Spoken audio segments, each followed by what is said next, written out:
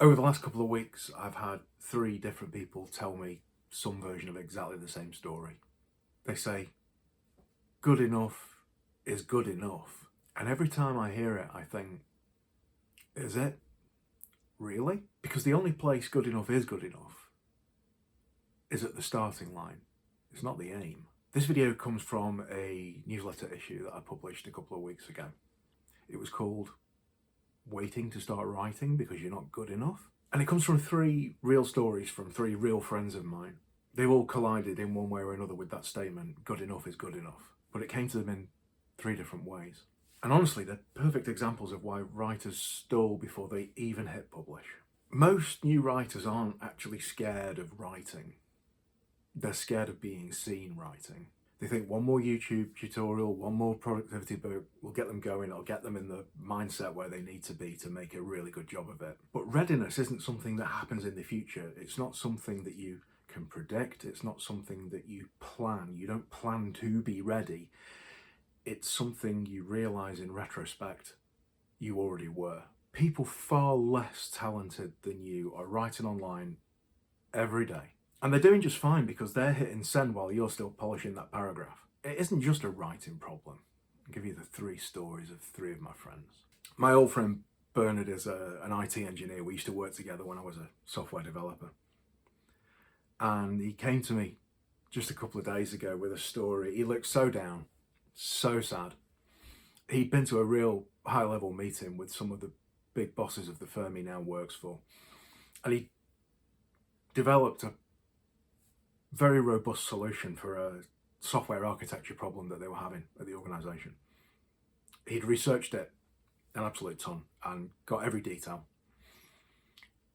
and was bluntly told in his meeting by his boss, we don't need to go to those lengths. Listen, Bernard, it's all very well trying to invest all this time and money in a solution, but sometimes you just have to accept good enough is good enough.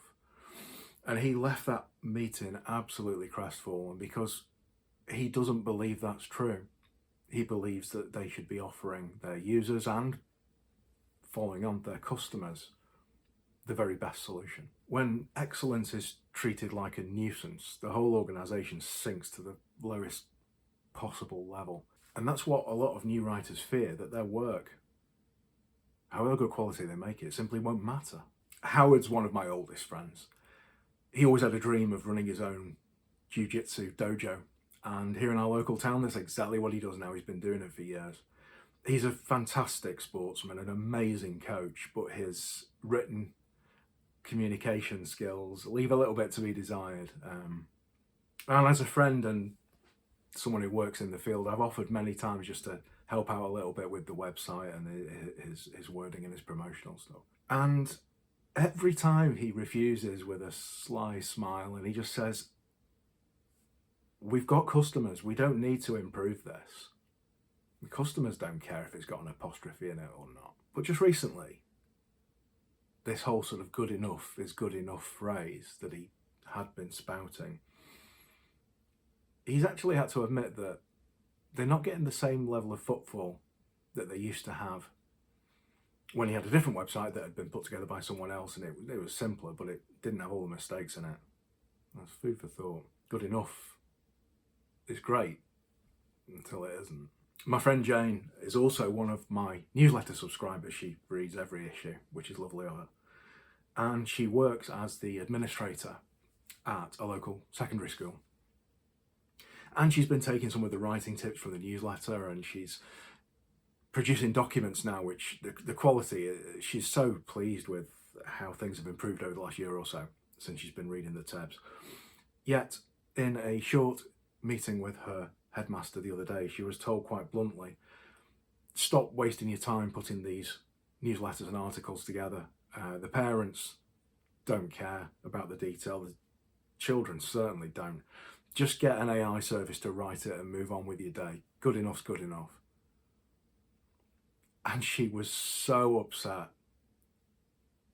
because she firmly believes that as an educational establishment, they should be offering the very best quality, the best in grammar and spelling and writing style to prove the academic quality of the services that they offer. When the communication service of your organisation becomes just get it out of the door, the quality of everything else drops off too. But here's the uncomfortable truth behind all of that. If you're a new writer who's waiting to be good enough, you'll never start. Good enough is supposed to be a concept that gets you going. Is it just good enough to get me to the start line? Because that's what's important right now. And it doesn't mean that that's your end game. It doesn't mean that you're going to settle for something that's rushed, something that's low quality. Of course it doesn't. Over your entire writing career from this point forward, you're going to be improving every day, improving with ideas, improving with syntax, improving with style, improving your own writing voice. But that uncomfortable truth is that good enough can be enough to get you started. As I said in the newsletter, the best time to start writing is right now. So get writing, hit publish, see what happens. The future you will look back on today as a first. That's the day that everything shifted, everything changed.